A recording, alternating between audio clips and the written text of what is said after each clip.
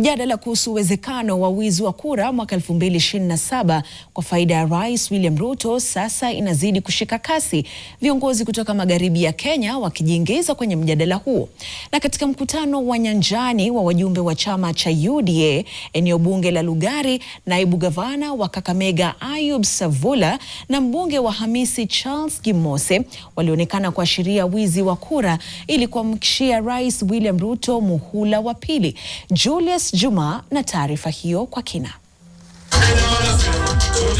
Ilikuwa ngoma na miondoko katika eneo bunge la Lugari, wajumbe wa chama cha UDA wakimiminika nyumbani kwa naibu gavana wa Kakamega Ayub Savula kwa mkutano wa nyanjani.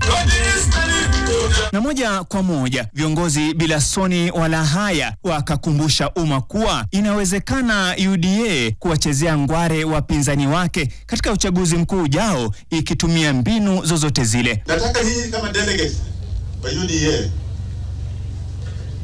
wakati utakuwa kwa polling station, jaribu mfanye ukarabati ile hali ya juu.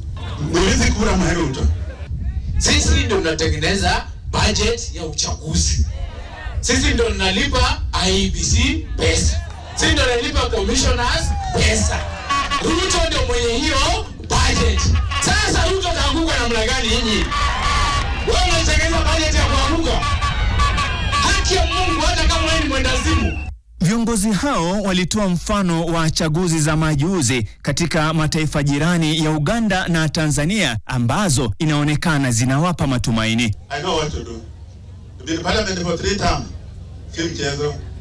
Lazima ujue ukarabati ya kura. Na mimi ni mwalimu. Najua vile ya kufundisha wengine, vile ya kufanya hiyo kazi. Sawa sawa? Angalia intelligence ya huyu Mama Suluhu. Mama Suluhu. Na angalia intelligence ya William Samoei Ruto. Gani intelligence iko juu? Sasa Mama Suluhu akishinda na 97%, sisi hapa Kenya tutashinda na 100%. Gavana wa Bungoma Ken Lusaka alionekana kujiepusha na semi za wizi wa kura na badala yake akajikita kwa kuwarai wakazi wa magharibi kumuunga mkono Rais Ruto kwa muhula wa pili. Unaenda kwa upinzani, hakuna kitu huko. Wale wako kwa upinzani wanataka kuja kwa serikali. Sisi tuko tayari kwa serikali. Sasa utakuwa unatafuta nini?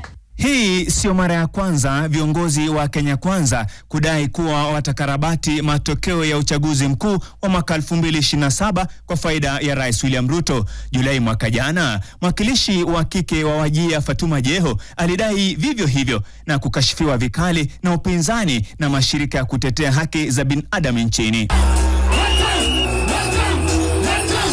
Kauli hizi zinajiri maswali yakiwepo kuhusu maandalizi ya tume huru ya uchaguzi na mipaka IEBC kwa ajili ya uchaguzi mkuu wa mwaka ujao, na jaji mstaafu David Maraga ameonya kuhusu janja za uchaguzi. Because of the pain that the Kenyans have gone through, IEBC had better know that if it plays around, it will set this country on fire.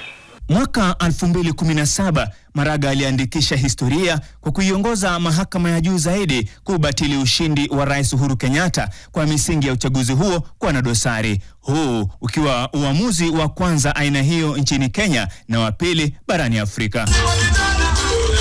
Julius Juma, NTV.